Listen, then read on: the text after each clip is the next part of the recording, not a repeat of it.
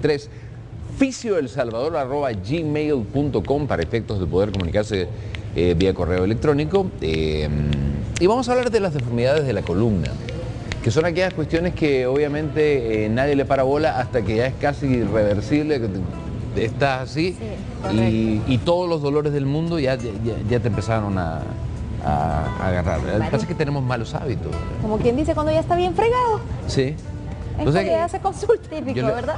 Típico. Yo un día blogueaba que antes se cuidaba muchísimo más esto. El primer concurso de belleza que hubo, perdóname Jessica que me meta eso, no fue un concurso ni de Miss Universo ni de nada, fue Miss Columna Vertebral Perfecta, o sea, en base a radiografías específicamente de señoritas, veían quién tuviera la mejor columna vertebral porque le daban mucho énfasis a la posición, tanto por la parte estética como por la parte de salud, ¿verdad? Qué interesante, deberían de seguir esos concursos. Es verdad que sí, para que aprendamos a cuidar más nuestra columna.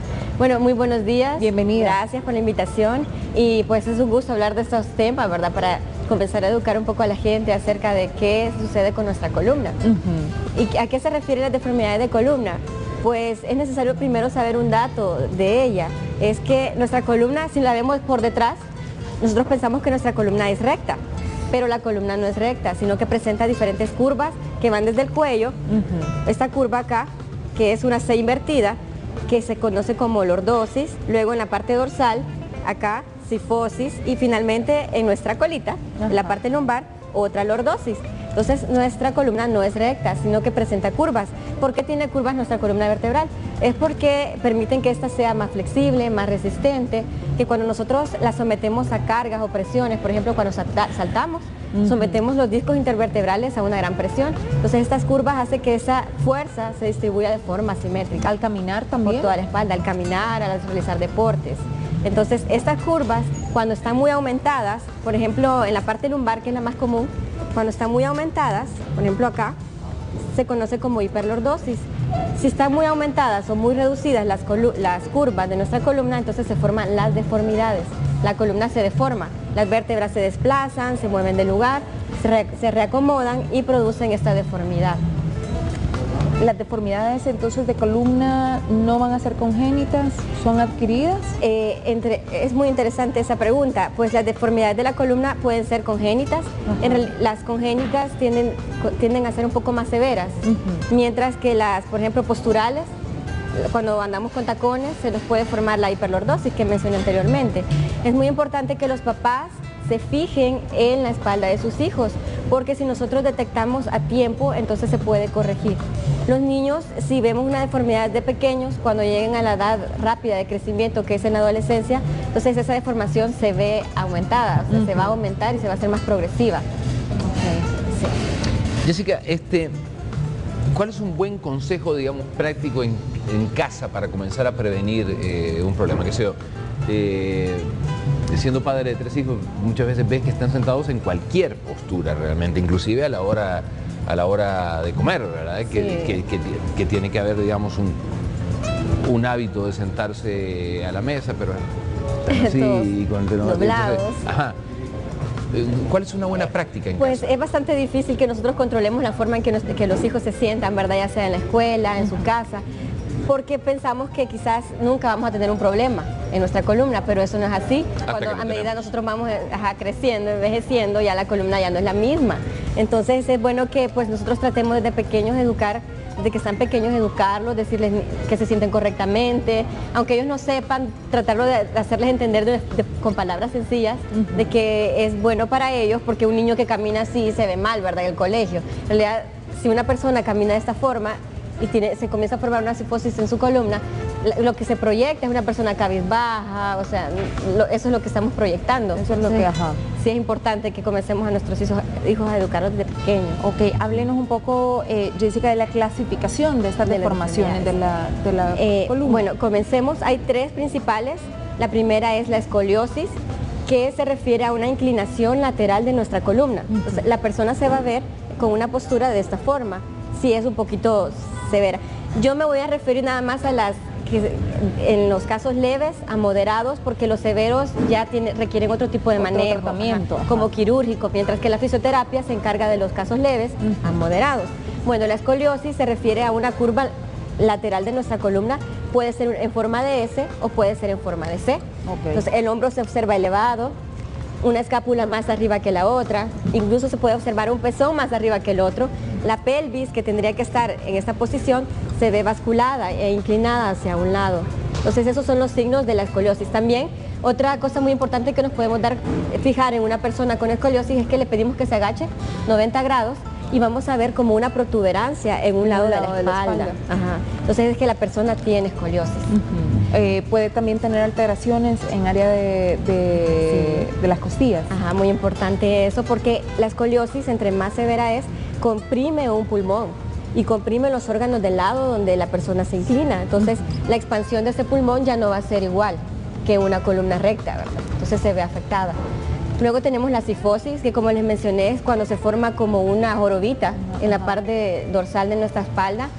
Las personas se ven con la cabeza inclinada, los hombros caídos y la pelvis también se ve hacia atrás.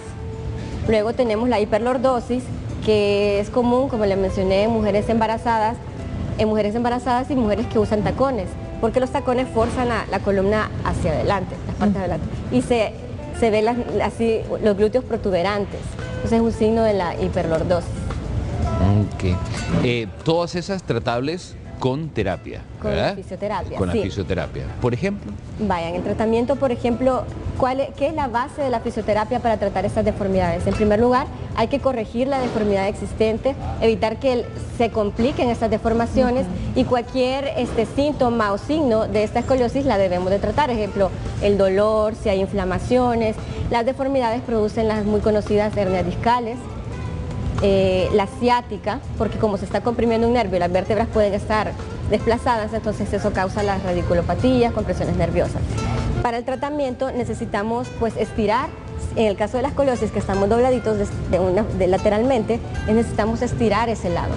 Estirar por medio de masajes, ejercicios de estiramiento, por medio de ejercicio, porque esta parte está muy fuerte, está fortalecida, esta parte está débil, entonces tenemos que fortalecer este lado para que los músculos comiencen a alar la columna y comiencen a enderezarla. Sí, entonces, no sé si todavía tenemos tiempo para enseñar unos ejercicios. Démosle rapidito, algunos ejercicios para en el caso de la escoliosis, comencemos con esa. Supongamos que Luciana tiene una escoliosis, ¿verdad? Que hace que su tronco se incline hacia el lado izquierdo. O sea, entonces, colocamos la pelota del lado contrario. Ok. ¿A dónde me la coloco? Como entre la pelvis y el brazo ahí. Aquí. Entonces, con eso estamos fortaleciendo los músculos débiles para ayudar a que se vaya enderezando la columna. Y lo que hacemos es ese movimiento, contraer. Vamos a iniciar con unas 30 repeticiones y después vamos a ir aumentando progresivamente, así. Luego los estiramientos podemos hacerlos por medio de este palito. Hay diferentes actividades, ahí hay que ser creativo. Y podemos hacerlo acá. Esto lo puede hacer la persona viendo televisión. Una persona con escoliosis va a sentir aquí una rigidez, no es muy flexible ese lado de la columna. También se puede dar la escoliosis porque una pierna es más larga que la otra. Eso también, ¿verdad? Sí, entonces es de medir los miembros inferiores para saber si ahí es el problema y pues se recomienda el uso de una plantilla en ese caso. Para la cifosis igual hacemos ejercicios que nos estiren la jorobita, ¿verdad? Entonces hacemos hacia atrás, acá, ejercicios acá que nos impulsen hacia atrás, fortaleciendo también aquí con peso acostados y comenzamos a presionar los codos hacia atrás. Para la hiperlordosis necesitamos otro tipo de estiramientos, como los músculos están contraídos y están muy curvados, necesitamos que estos se vuelvan flexibles. Podemos hacerlo con actividades sencillas como estamos viendo televisión, nos agachamos, aquí estamos ya estirando la parte lumbar. Necesitamos mantener los estiramientos por lo menos 10 segundos para que tengan resultados. Y hay que ser pues constantes, no hacerlo una vez y de ahí a dejarnos. Si queremos que nuestra columna mejore y se comience a enderezarse, necesitamos pues hacerlo continuamente y que la persona sea consciente. Ahora, prevenir también es bien importante. Prevenir es muy importante, por eso es que los papás deben de fijarse desde pequeños en la espaldita de sus hijos. Otra cosa que yo les traje es que se está utilizando mucho el kinesiotape. Esto permite, por ejemplo, en el caso de bueno, siempre mencionamos la escoliosis porque es la que mejor podemos ver ahorita, ¿verdad? En la televisión, así cuando estamos de ladito. Esto hace, se coloca en la piel con cierta presión y cuando la persona se va inclinando otra vez hacia el lado que tiene su escoliosis, esto estira la piel y indica a la persona, es como una retroalimentación que le dice que ya no tiene que hacerse hacia ese lado, sino que se tiene que enderezar. Son cosas que se pueden utilizar en la fisioterapia. ¿Qué tan efectivo es el kinesiotape? Pues ayuda a corregir la postura, que la persona que tiende a irse siempre hacia ese lado comience a ser consciente de la mala postura que está adoptando y se enderece. Y eso ayuda bastante en realidad para que la columna comience a ubicarse en la posición correcta. Sí, pues lo han recomendado un par de veces y no. El kinesiotape. Y es no, para no tengo mayor referencia. tiene muchos usos el kinesiotape.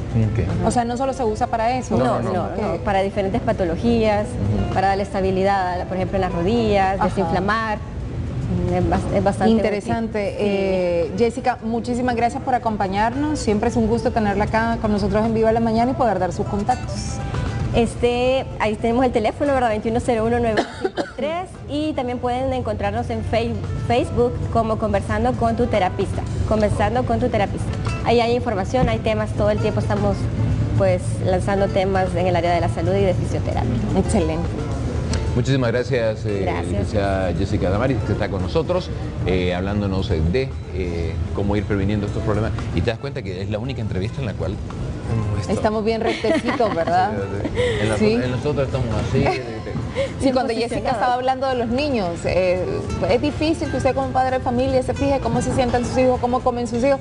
Si nosotros mismos como adultos a veces no lo hacemos. Y ahí está el ejemplo, la parte de imitación. Muy bien, gracias Jessica, vamos al área de espectáculos.